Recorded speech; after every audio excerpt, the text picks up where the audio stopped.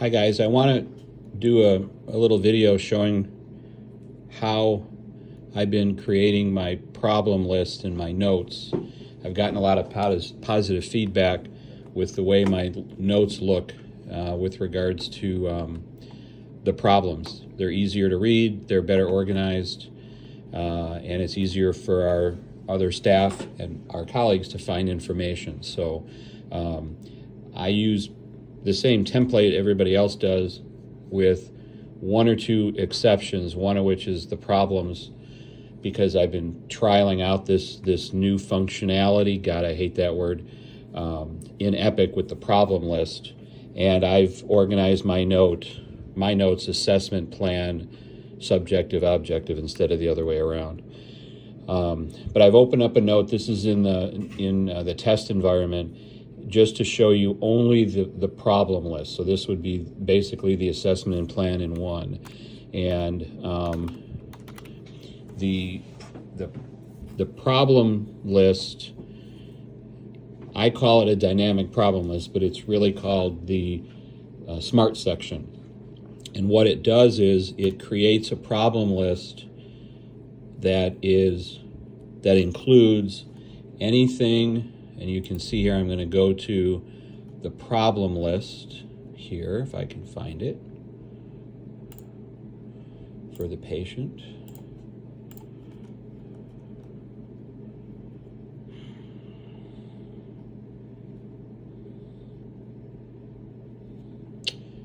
Okay, there we go. So what this does, and let me open this up a little bit, is it builds the problem list for the hospital stay with any problem that you put in. So let me add a couple here real quick.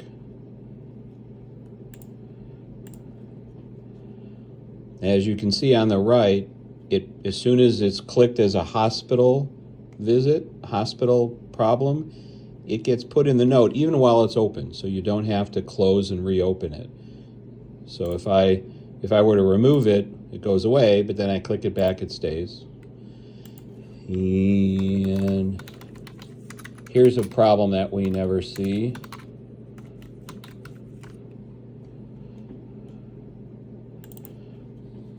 So again, it populates. So then what happens is, what I do when I go see a new patient, go do an admission, before I do my note, I'll open the problem list and put in the diagnoses that I think. It takes about 5 minutes. But then when I open my note, the problems are here. But if you forgot one, or tomorrow when the patient develops hypokalemia, you can pop it on there and then write what's going on. So then in here you say missed dialysis, whatever. And here's the plan.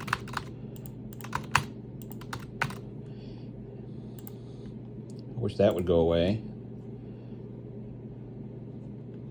Sorry about that. And I sign the note. Oh yeah.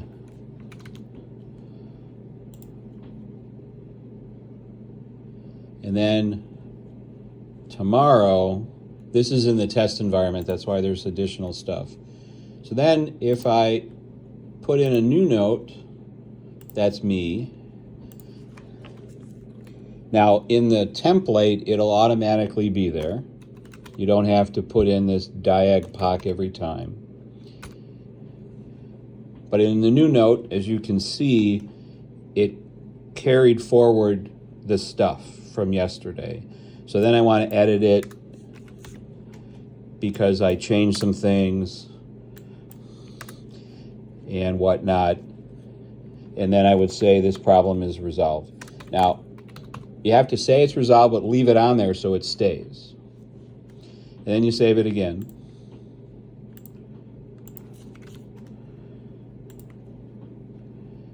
And then if I were to do another new note, And let me see if nope, that's not it. I was looking to see if my templates were in here. But let's say this one becomes a discharge summary. So in the discharge summary, again, the problems would be there, and you can update them and say, to make it look like a discharge summary note instead. So what I usually do with left-sided weakness, I would start with, the top would say, patient presented with left-sided weakness. And the first day is we'll work it up. By the second or third day, when you know what the problem is, you'd say, this is what it showed. And then you just leave those one sentence things or two sentences. And then by the time it's time to do the discharge summary with minimal editing, like change everything to past tense because the patient's being discharged, here you have you turn your problem list, which is this, into the story about what happened with each problem, and it becomes the hospital course. And where this ends up is, let me log in real quick to the real hyperspace instead of the fake hyperspace and show you what I mean with my notes.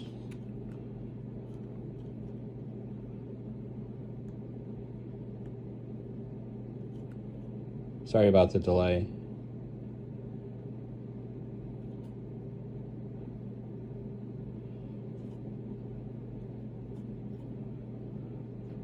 To give you some idea, for those of you who haven't picked up any patients from me,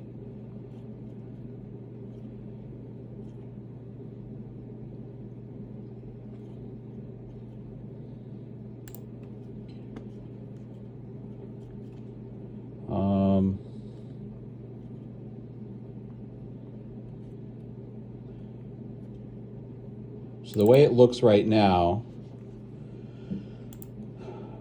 so this is my note today from a patient who's been here on and off for a very long time. So the patient came in 11 days ago with septic shock. So initially, I still have in here, presented with hypotension, leukocytosis. So I converted 5 days worth of illness to 2 sentences, which I've left there. And even though this problem is resolved, which I've said, I'm leaving this there because that's the primary diagnosis. And then the other issues as they come. And then each day I update it. And then at the end on the discharge summary, let me show you, because Curtis left after 300 days, which is why our length of stay went up by 1 day, 1 whole day in October. Because here's the discharge summary from that visit. So this is a 300-day summary. So he presented with secretions and low-grade temp, and he had an adventure, as you may know. So again, the main diagnosis was gram-negative pneumonia. So I turned stuff from current stuff to it was done. So, it was present on admission. He responded, this is what he grew, blah, blah, blah. And so this list was carried through for 6 months. And it's brief, it's organized, it tells what happened with each problem. And so that's what I put in the discharge summary. The only thing that I can't make go away is it says assessment and plan. And so that I can't get rid of, but it's under brief hospital course.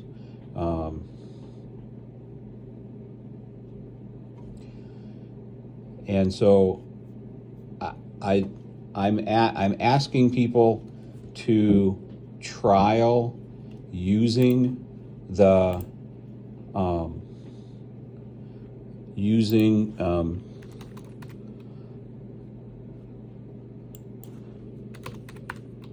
list, the problem list in your notes. So this is the normal template that you guys should be using, which is the daily progress note 1. That's chief complaint, subjective, objective, assessment, and plan. and then in an assessment and plan, which is a blank spot. Oh, and oh, by the way, if this works, I'm going to get rid of this section here because it's redundant. This list that right here doesn't mean anything really. But if you put it here, .diagpoc,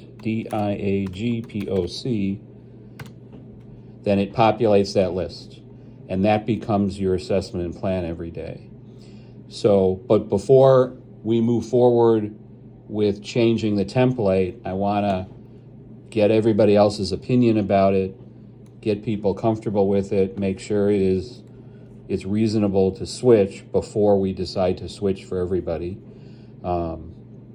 The other piece that is a little bit of a hassle is some of the problems currently, and I'm hoping to get this fixed after the first of the year,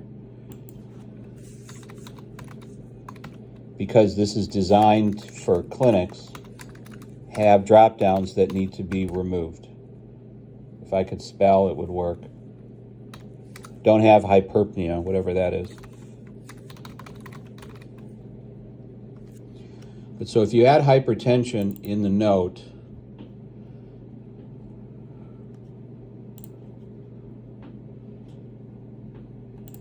it has these things, which are drop downs for clinic docs to add. So until I can get those deleted, which Pam Lichtenberg, our analyst, promises to get to once the new sepsis order sets are out, she'll get this out. But for now, what I do is simply highlight it and hit backspace and it's gone. And if you write something else in there, it doesn't come back.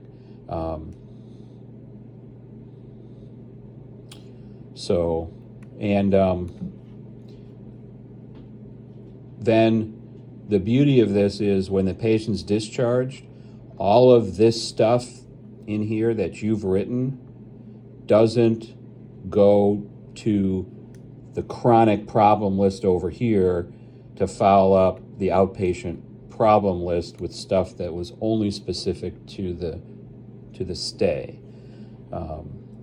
So that part's really nice. And let's say you made a mistake and say, oh, I don't want this problem in my note. You click on edit this problem and click remove from note. Or if it's no longer a problem for the patient, like it was a total mistake and they really don't have it, you click delete.